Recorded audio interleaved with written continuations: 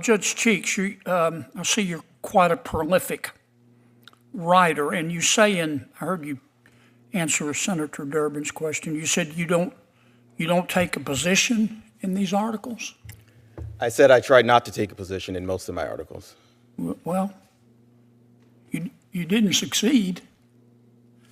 In October 2020, you published an article entitled, "I Can't Breathe." You remember that article? I do remember that article. Okay. You were talking about Mr. George Floyd's tragic death. Here's what you said, quote, your words, not mine, quote, "What happened next after Mr. Floyd's death is nothing short of amazing. Mostly peaceful protest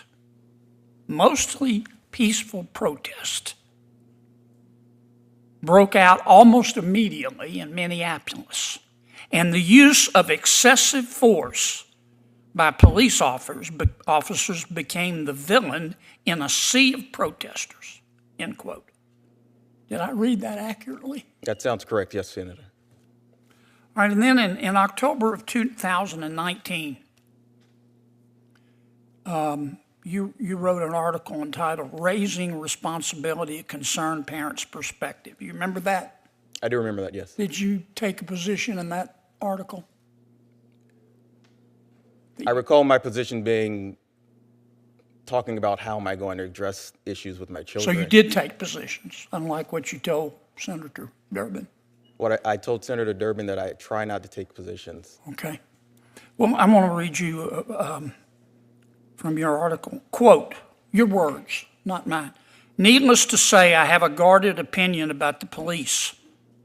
How do I teach my sons to respect them and fear them at the same time? There can be no question that police officers have some of these same internal or external biases." Let me repeat that. There can be no question that police officers, not some, all police officers have some of these same internal or external biases described above. Do some of them view black males differently than others? I think so. Sounds like a position to me. Do some think black males are more dangerous than others? I think so. Did I read that correctly? Yes, you read that correctly. All right, now, and then in May of 2019, you remember writing an article for a publication, the title of the article, the title of your article in which you say you didn't take a position was called "The Federal Dungeon Part 2, Court Proceedings." You remember that? I do. Okay.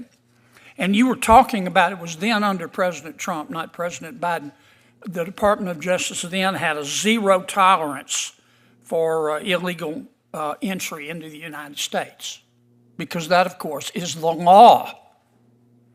And this is what you said about that. Quote, "Technically, the law was broken, but these particular defendants, poor, hungry, hardworking, and not dangerous, deserve a pass from prosecution." End quote. Saying that illegal immigration should not be criminalized is a position, is it not? It is. What I'd like to add is that everything that I wrote while I was an advocate, not a sitting judge. Oh, I see. That makes a difference. Did you mean it when you wrote it? When I wrote it, did you mean it? I meant it when I wrote it, because okay, but you don't mean it now? I do not mean it now. So if you take off your advocate hat today, do you have your advocate hat on today? I am no longer an advocate. I'm a sitting magistrate judge. Okay, so you don't tell the truth when you're an advocate, but you do when you're not? Is it okay to lie if you're an advocate?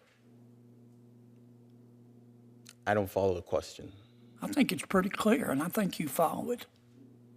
You've taken a lot of radical positions, Judge, and you can't make this cat walk backwards. Now, you can't make this cat walk backwards. I have one question for our second judge here. Judge, you remember a couple of years ago going on a broadcast called Visible Voices Podcast? I do, Senator. All right. Here's what you said. It was just a couple of years ago. Mm-hmm. So we're not talking way back in law school or anything. We're talking about a couple of years. You'd been on the bench how long? 8 years then? I've been on the bench almost 10. Yeah. Well, but when you said this in front of God and country, you'd been on the bench 8. You said it in January 31, 2022. Here's what you said, quote, I think that COVID has brought a lot of these issues to bear, especially in the legal profession, where I tell a lot of people all the time, we, the people, never included people of color or women. When you have an institution that is set up by property-owning white men for 200 years or so, it wasn't geared toward thinking about what would be the best work schedule or how we could really incorporate women with children in this field. So it's been a challenge that COVID was exacerbated, end quote. Did I read that correctly? Yes, Senator, you did. And then you go on later in the podcast to call for quotas based on gender, don't you? No, sir, I never, Yes, you ever do. claimed If the anything senator about will give quotas. me time, I'll read what you said. May I finish reading what you said? The witnesses denied believing in quotas based on gender, and I have the quote. Senator, you may read the quote, and then she will give an opportunity to respond. Okay, here's your quote, Judge. Your words, not mine. Quote, I think recognizing implicit bias is really important. Me too. But I'll be honest, I don't think that's enough. Because the truth of the matter is nobody is going to voluntarily give up their position in favor of women. Women have to demand it. Women have to be willing to require and hold people accountable, hold men who are in those positions accountable, and say, quote, why don't we have an equal number of supervising judges, close quote. You didn't tell me the truth, did you? You believe in quotas based on gender, don't you? Senator, your time's expired. I'd let the witness respond. Thank you. No, I have never advocated on behalf of quotas.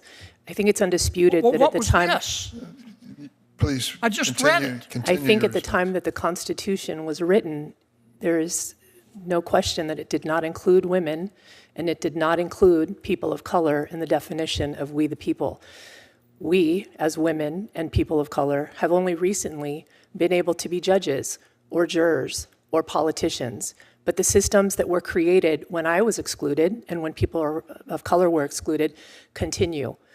All I was commenting upon is that the diversity in the judiciary builds integrity in the system and public confidence in those institutions.